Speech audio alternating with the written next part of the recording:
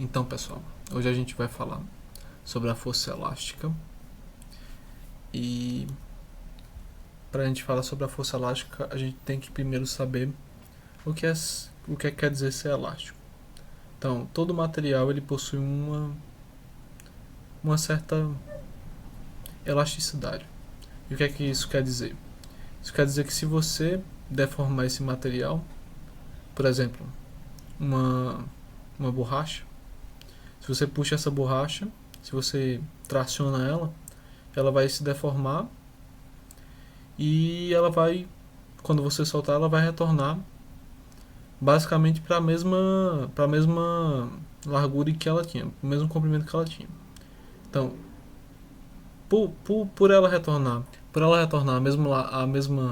ao mesmo comprimento em que ela estava antes, ela é dita elástica. Os materiais que não retornam para o mesmo comprimento, quando você deforma eles não são tão elásticos quanto aqueles que retornam ao comprimento original. Então, o que a gente tem então é que dependendo da intensidade que você deforma o material, ele vai retornar para o mesmo comprimento em que ele foi em que ele estava antes sem estar exposto àquela força de deformação. Então, dependendo da força que você aplica no material, ele pode ser elástico ou não. E o que a gente vai analisar aqui são as molas. As molas elas são bastante elásticas. Isso quer dizer que quando você traciona uma mola, ela vai deformar para um certo comprimento e quando você soltar ela, ela vai voltar para o mesmo comprimento em que ela estava antes. Não só as molas são elásticas, todo material tem um certo nível de elasticidade.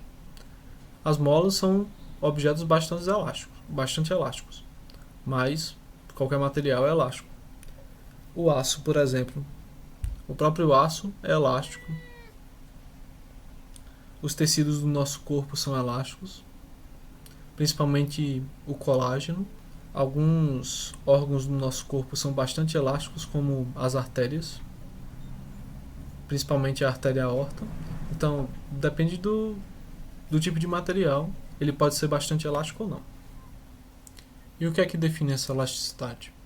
Então, a gente diz que quando o material ele é deformado e ele retorna para o comprimento original que ele estava, ele está na zona de elasticidade, ou seja, ele é 100% elástico. E nessa zona vale uma lei que a gente chama de lei de Hooke. Hooke foi um cientista inglês da época do Newton que descreveu esse comportamento elástico, e essa lei é basicamente uma lei de proporcionalidade, como eu vou mostrar aqui para vocês. Então, imagine aí que você deforme um objeto em um certo ΔX. Esse ΔX vai ser a quantidade, o comprimento do objeto que você deformou. Então, se ele era, por exemplo, 10 metros, você puxa as extremidades de 10 metros de altura, né? Imagine que um objeto tem, sei lá, 50 centímetros e você puxa as extremidades desse objeto e deforma ele em 2 centímetros. Esse ΔX aqui é os 2 centímetros, certo? Então você deforma ele em 2 centímetros, a força ela vai ser proporcional a essa deformação. Foi isso que o Hooke descobriu. Então imagine aqui que a gente tem uma mola e essa mola ela tinha um comprimento inicial, um x0, por exemplo. Você puxa essa mola para um certo x e você vai ter uma deformação ΔX, que vai ser o comprimento final deformado menos o comprimento inicial não deformado. Esse ΔX aqui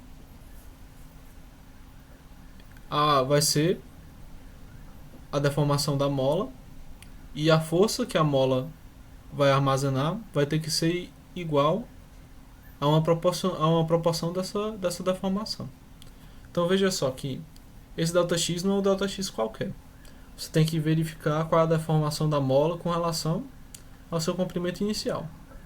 Então se ela já estivesse deformada aqui e você puxasse mais, a força seria proporcional a deformação dela com relação ao comprimento inicial, não ao comprimento que ela já estava deformada. Então você tinha que pegar o ΔX, a deformação da mola, comparada ao comprimento inicial. Ela pode ser tanto deformada se estendendo quanto contraindo. E o que é que a gente pode dizer com isso? Já que a força é proporcional à deformação da mola, a gente vai ter uma constante de proporção entre a força e a deformação, que a gente chama de constante da mola.